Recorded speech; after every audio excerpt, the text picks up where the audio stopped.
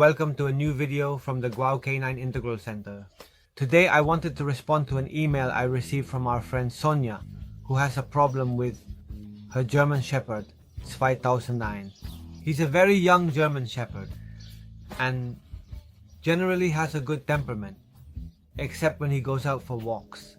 I'm going to show you a video of what the dog is like when he's relaxed in a place he knows, with dogs he more or less knows.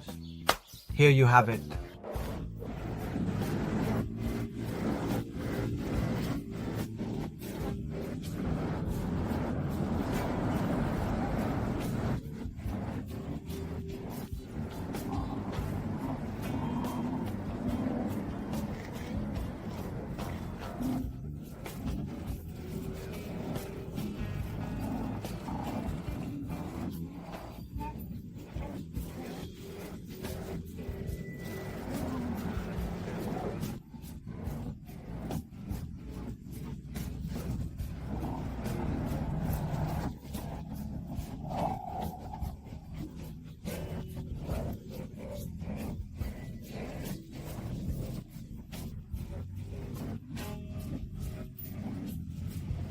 And now, I want you to see how he behaves when he's walking down the street. I didn't mean that face, I meant pee.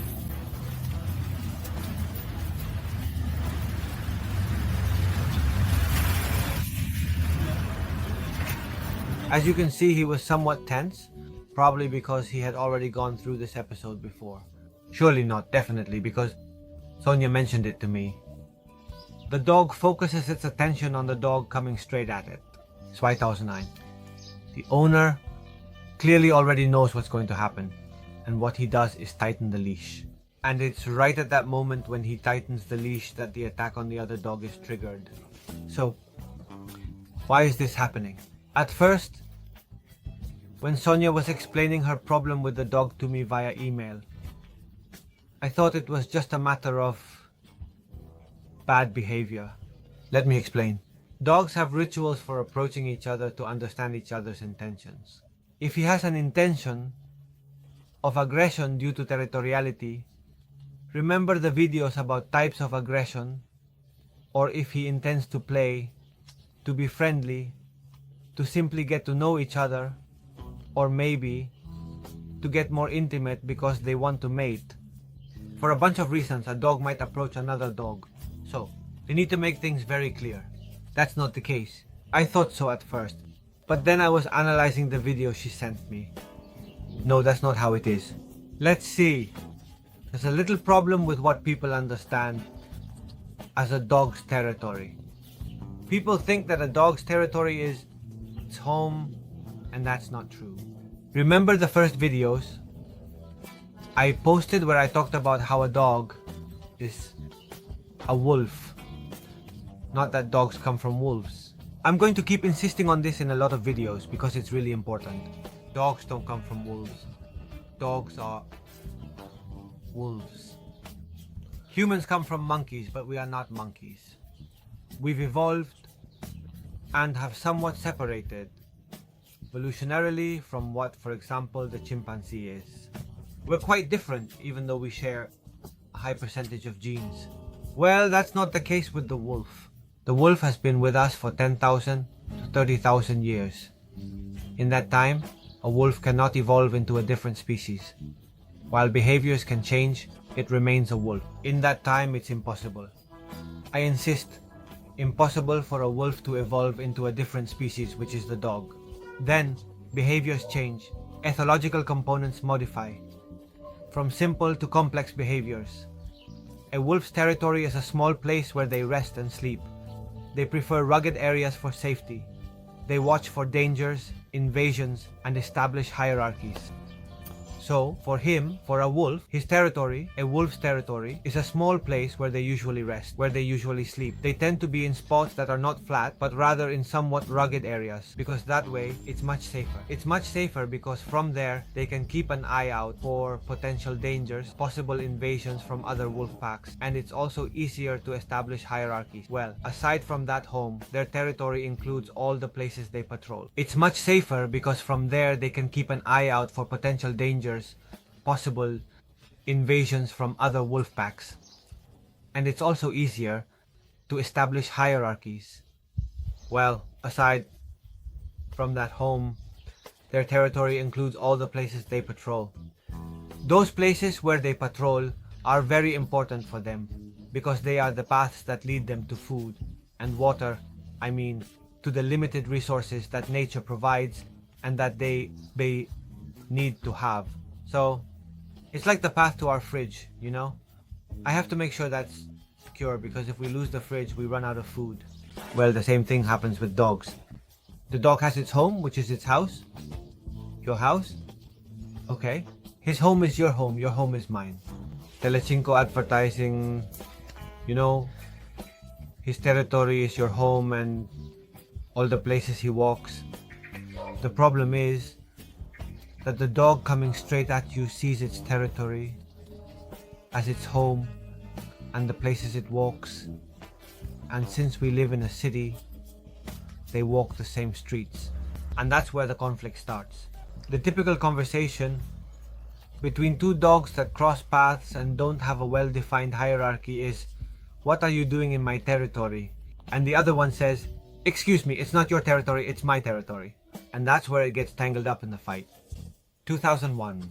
In the case of Sonia and her dog, her German background, aside from communication, there's a misuse of the leash. Because when we pull on the leash, we're increasing the tension in the dog, which makes it explode and leads to that spike in aggression. Why does that happen to us? To prevent that from happening, first, you need to establish a well-defined hierarchy at home. In a wolf pack, the one who decides whether to attack and drive off an invader or not, that's the leader. No other subordinate has the authority to go after an invading wolf and try to drive it away. Because if they do, they're usurping the power of the dominant one. And the dominant one makes it clear. And not exactly by saying, "Please do me a favor and don't be so aggressive. Don't be so." No, on the contrary, he takes the dominant one and puffs him up. Bite. I think it's being understood quite well. So what do we need to do in these cases? First, you need to identify that, like in this case, it is a real aggression. It's territorial aggression because you've seen it barking and backing away. It's like an explosion of aggression that happens when we pull on the leash. In fact, when we were preparing with Ula, the topic of RCI, the part about defense and attack, when I wanted him to bite the sleeve, what I would do was tighten the leash. When you tighten the leash, the dog is more eager to go over there. So if we add to that he's a bit aggressive, then that peak of aggression happens. So the first thing we need to do is identify that it's not just that the dog is quote-unquote poorly trained and doesn't know how to approach another dog, which is a completely different type of behavior than what we're talking about now. Second, to know the correct or proper use of the leash. Knowing when I can tighten it, when I can't tighten it. Recently, very recently, there's a really good YouTube channel that I recommend to all of you. Now, since I'm focused on the other dog, I can't remember the name, but I'll leave it here in case you want to approach. There they are walking with a dog, a pit bull, and, well, a bad use of the leash generates exactly the same behavior. The same behavior. So if you want to see the two types of videos and compare them, you'll see that it's exactly what happens when the owner tightens the leash and the dog explodes. Okay? So, first identify what type of aggression it is. First is, second, how to let go of the leash, when I can tighten it and when I can't. Third, the command no has to be very clear to the dog. Okay? So, it doesn't mean stop doing what you're doing in this case. And fourth, work on the hierarchy at home. We haven't explained that yet on this channel. Surely as a result of this video, well, thanks Sonia, we will make a tutorial, okay? Some tricks to do at home to improve your hierarchical status with the dog and avoid all these kinds of problems. That's it. There's nothing more to say about the video. I would love to help you much more, but as you can understand, in such a short video, with that peak of aggression, there's not much more I could do. I wish we lived closer so I could see that in person and help you with how to handle the leash. And it really is very easy. It's very easy with a structured walk, which we haven't covered yet on the channel, but we will.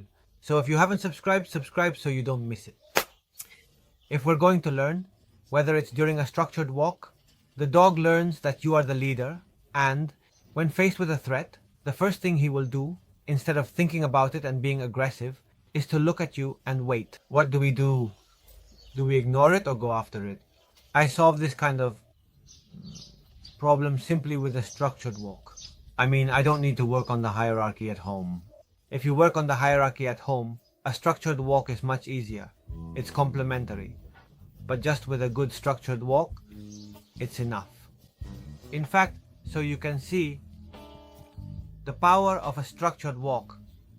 A structured walk, in case someone has missed a video, is walking the dog. But like a wolf pack would do when patrolling.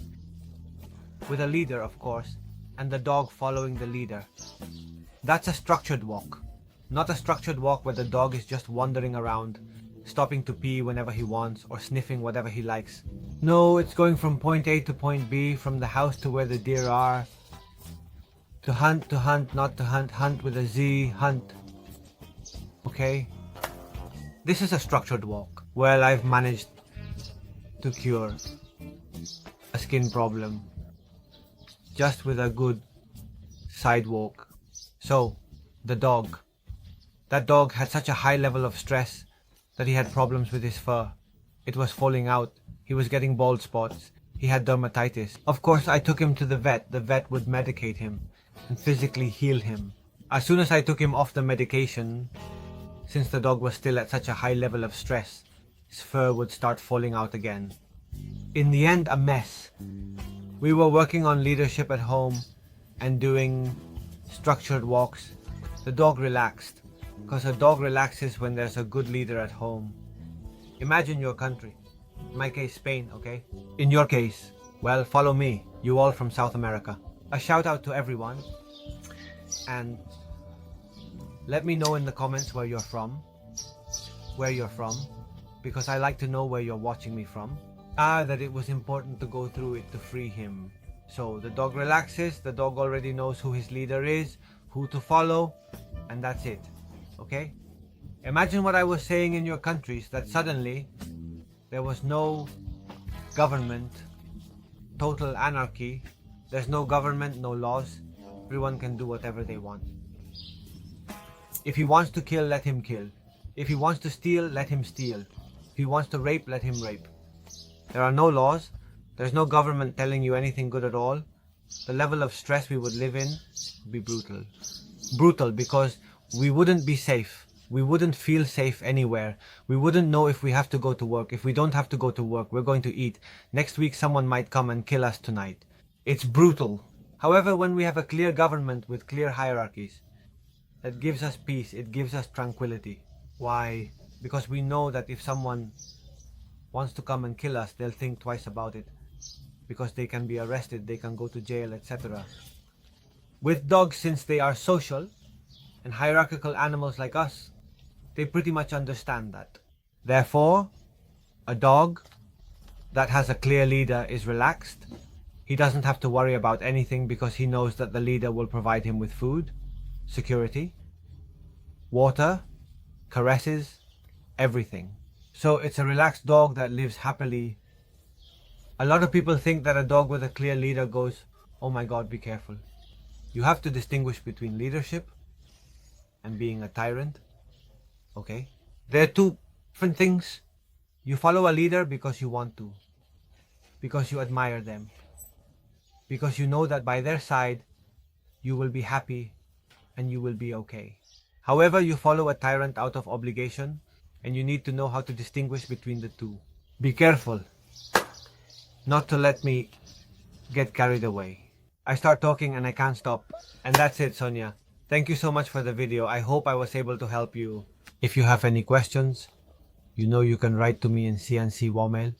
Eat and see you in the next video. A hug.